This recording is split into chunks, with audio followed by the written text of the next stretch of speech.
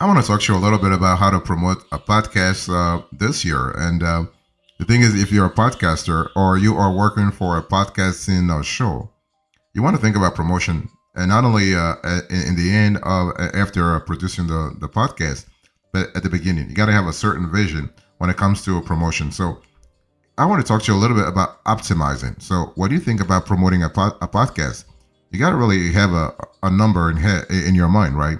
Do you want to reach 1,000 listeners, 10,000, 100,000? What is your end goal?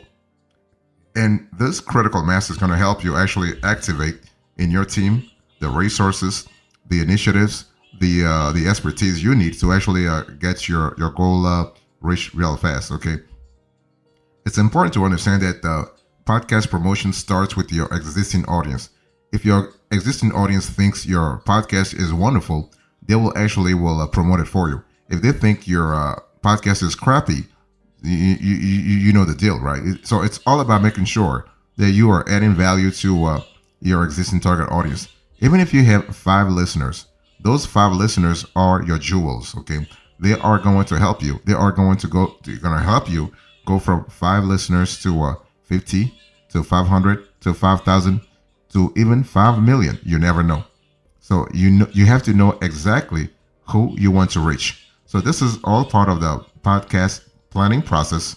So you have to really be very clear about your UVP, your unique value proposition, what makes your podcast unique, and your ideal podcast listener. Okay, so it's really important.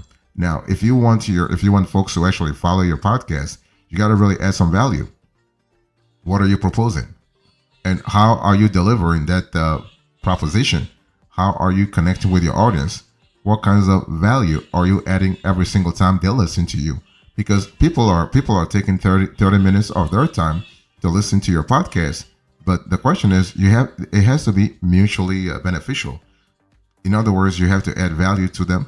You have to actually solve their pain points, their problems. You got to bring solutions. And again, concrete solutions. It's not about just razzling and dazzling your audience. You have to be really clear as to what you're offering. So if you want to promote a podcast this year, I want to give you the options that you can really think about. Okay. So I want to first talk about who and where your target audience really is. Okay. Ask yourself one big question. Where are my target listeners? What is the geography I should go after? What are the locations? What are the countries? What are the cities? Okay. For example, if very few of them are on Instagram in New York, why spend time trying to promote your show there? Maybe they tend to hang out on other social media channels like X, now called Twitter, Pinterest, Facebook, and what have you. Or so when I speak about location, it's not just about physical location, but also online. Okay, so social media, forums like Reddit, or you got to really have a clear idea where your audience really hangs out at. So that's the first thing you want to ask yourself. First, you got to think. Also, second, you got to think about calls to action, your CTAs. So, two of the most common podcast promotion mistakes are to overlook those who are already listening and to waste calls to action. Those two are biggies. So, even if you only got 20 regular listeners, as I said a little earlier, that's when you think about it, that's 20 people who can help you reach a much bigger audience. You can ask your listener for your call to action at the end of each episode. You serve them with great content. They've really enjoyed and benefited from it. And now you can ask them for a small favor. And many podcasters ask for reviews because they think they'll help the podcast grow. Sure, they can be a great social proof. Don't get me wrong. And that's important, but you don't focus exclusively on reviews in your CTAs. So instead of, let's say, urging your audience to review your podcast each episode, try some other CTAs that could make more of an impact, right? So you want to really diversify. You want to vary the CTA. You can start by asking your audience to recommend the show to one friend they think would enjoy it, right? It's all about spreading the word. I mean, especially if the show itself is great, people will do you a wonderful favor. You can be sure about that. Also, you can try audience surveys. Okay, this is not a strategy for brand new podcasters who don't yet have an audience. But if you've been running a show for 6 months or more, you can get more you can get some invaluable growth insights from an audience survey. I just finished an entire show on running an audience survey, so you can really learn a lot from there as well. And the cool thing is that your existing fans can tell you a lot about your show, where you can improve, and what you're doing wonderfully already. Okay, that's really fantastic, and you can ask your listeners what things they like about your show, what topics do they like you to cover, what would they like to hear in future episodes. Give them a space to actually tell you all the likes and dislikes, and then tailor your content around that data going forward. Right? It's all about learning and improving.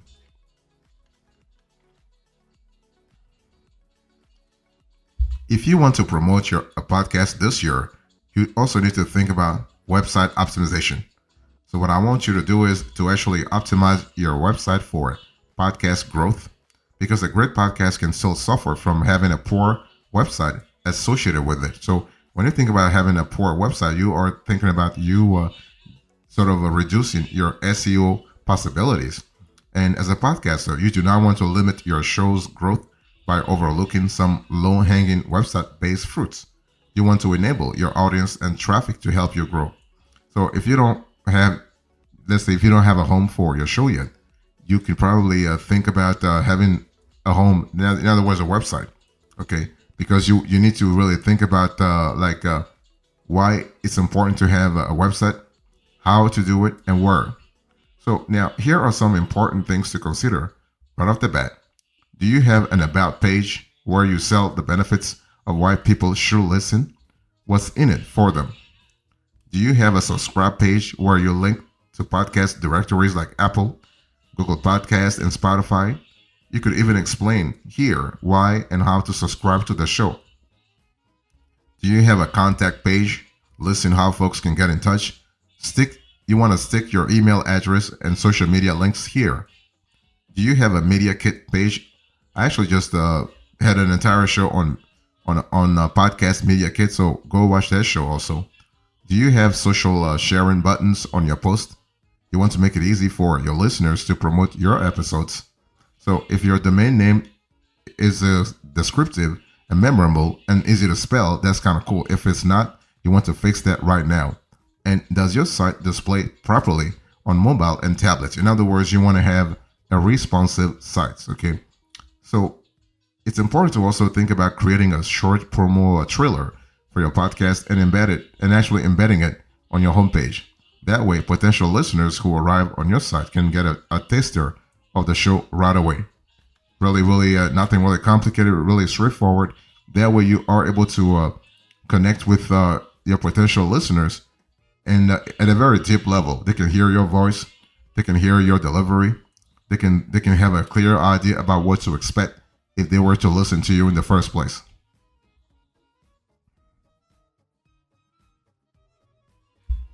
If you want to promote a podcast this year, think about SEO, think about Google search, think about Bing search, think about Yahoo search, okay? So when it comes to a podcast promotion, those are important elements. Now, SEO, by the way, stands for search engine optimization. So no matter how and where you set up your website, you now have a base to create searchable content that can rank and be found on Google, okay? And that's kind of cool because you want Google to actively drive traffic to your website. So no matter if you are using, let's say, if you are using WordPress, you can actually try a plugin such as Yoast. The Yoast SEO plugin is a great tool for optimizing your show notes. It's worth checking out this this full plugin. And of course, a huge part of this is your episode's actual names and titles. So it's important to really think about them. So I want to quickly talk to you about the episode titles. So the way you title your episodes has actually a significant impact on your overall download numbers. The worst thing you can do is use a naming like episode 6 or the whatever podcast episode 6. You don't need your show title in there at all. And simply labeling content with numbers does nothing to tempt anyone to listen. It gives no hint of what's contained within, so there is no incentive to hit play. Okay, be as descriptive about the hook of each episode as you can. It all depends on the content, but statistically, the most successful titles are things like how to, five ways to, seven tips for, etc. Okay, so that's kind of cool. Of course, that doesn't mean you should try to shoehorn these episodes if they're not a good fit for your show. Just be as descriptive as possible. Let your target audience know at a glance this is the show they've been looking for. Okay. So you can also think about having a blog podcast about your episodes. So the blog post you write around each episode is also called your podcast show notes. And the more detailed and helpful these are, the more they can work as a standalone content to get your show in front of new people. Okay, you can add in links to any tools or resources mentioned in your episodes, and Google will appreciate that too. And so this is kind of cool. And some folks actually recommend copying full episodes transcriptions into your show notes, but this content is often badly written. Okay, unless you actually go to a human transcriber. And if that's the case, it's more expensive, but at least it's more direct. You have a more granularity. You can try email marketing. So when you think about email marketing, this is a great possibility here. Okay, let me just break it down for you. So when I speak about email marketing, if you are a serious podcaster and don't actually take advantage of email marketing, that's really bad, because it's important to understand that email marketing has been around for more than 25 years and it's still here. Social media come and go, but email marketing is still here. Okay, and so an email can act as the perfect complement to your show, and you can use it to mail out your show notes or any other offers, competitions, or sales that you are currently running. Okay. And so the thing is that when you think about email marketing, you can include all kinds of stuff in there, not just text. You can have audio, you can have video. Okay. The thing about audio though is that CTAs are tricky. Often, your listeners may be busy doing other things while you chat to them in their earbuds. Very few are looking at their screen or in a position to immediately click any link. So be careful about that as well. Also, you could think about podcast promotion through advertising. So if you have the budget, and if you are a traditionalist, you might see podcast promotion as simply paying to get it in front of some new eyeballs. And advertising your podcast can be a great way to kickstart your growth if you have, of course, a lot of budget behind you. So you can pay for podcast ads to promote your show in many places. It will always depend on your topic and audience, but this range from Google and social media ads to newsletters and print magazines. So this is one of those things where you have to see what works for you and what doesn't work for you. Okay. And one of the most effective ways that you can actually advertise is actually use a podcast listening app such as Overcast. Overcast is really more dedicated to podcasts, so the impact is even higher. And other podcast apps offering ads include Pocket Casts, Podcast Addict, and Podbay. Again, you can find full details in. We actually have we just released a podcast advertising guide, so please go watch that show.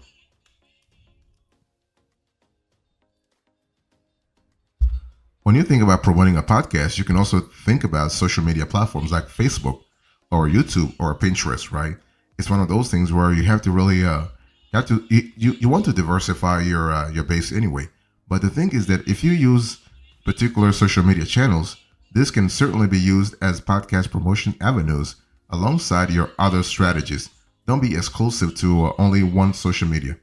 So this is important, okay? If you're just constantly shouting, "Hey everyone, check out my podcast," then you are going to be another meaningless voice among a very loud noise. So when you think about social media platforms like Facebook, one thing for sure, Facebook is not really the Goliath it once was, but its groups feature can still be an excellent place to find or create communities around your topic or niche. That's for sure. So if you can contribute to this in a way that's positive and helpful to others, then your podcast can find new listeners as a result. You can also use micro content to run effective Facebook ads, or you might opt for a platform like Instagram to pay for some potential traffic. Okay, that's really cool. Also to think about it that way. Okay, but one thing for sure, you are able to find what works for you, because if you are trying to get in front of your target audience, there is an element of trials and errors. You have to try many avenues for promotion and then see which one works for you and which one doesn't work. And but it's important to understand that you want to really vary the ways you promote your podcast. From your own websites.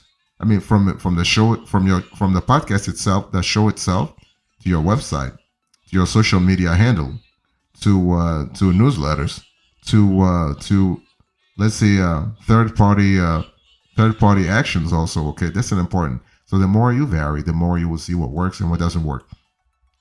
Think of it as A/B testing. So you want to have a multivariate testing to see what can actually stick in the eyes and minds of your and the ears also of your listeners, and that's what you can actually double down on, triple down on, or even quadruple down on.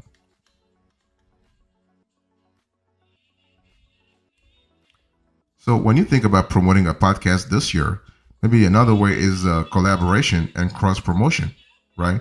So if other podcasters cover similar topics to you, you don't need to see these shows as your competition. It's not like old style TV where folks had to watch one or the other. Podcast listeners subscribe to lots of different shows, and they'll usually be based on similar subjects, okay? So it's important to ask yourself, what active podcasts are putting out content for the same target audience as you? Why not draw up a list of them and reach out to the people behind them? I mean, working together can help share your collective audiences, which will benefit everyone when you think about it. And you might initially consider doing a promo swap where you each play the other show's promo trailer on an episode or two.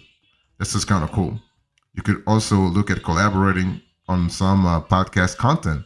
And a common way to do this is to actually co-host an episode together, which is then published to both of your feeds. So that's really fantastic, okay?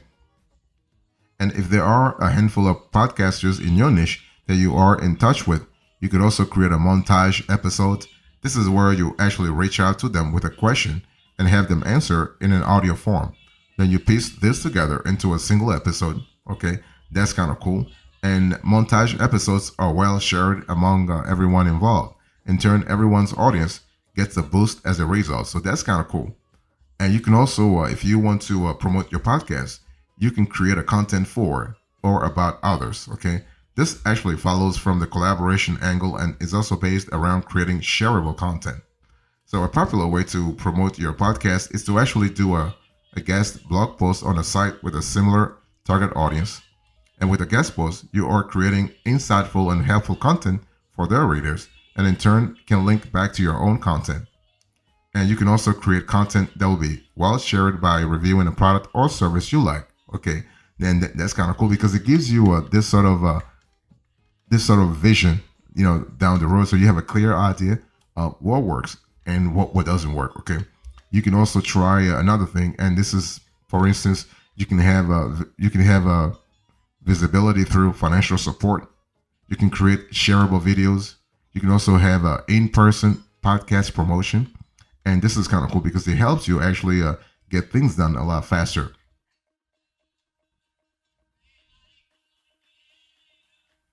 So, in conclusion, to this conversation, I spoke to you about how to promote the podcast. I spoke to you about optimizing the options, and now the conclusion. Thank you so much. God bless you. I'll see you next time. Until then, remember, stay marvelous.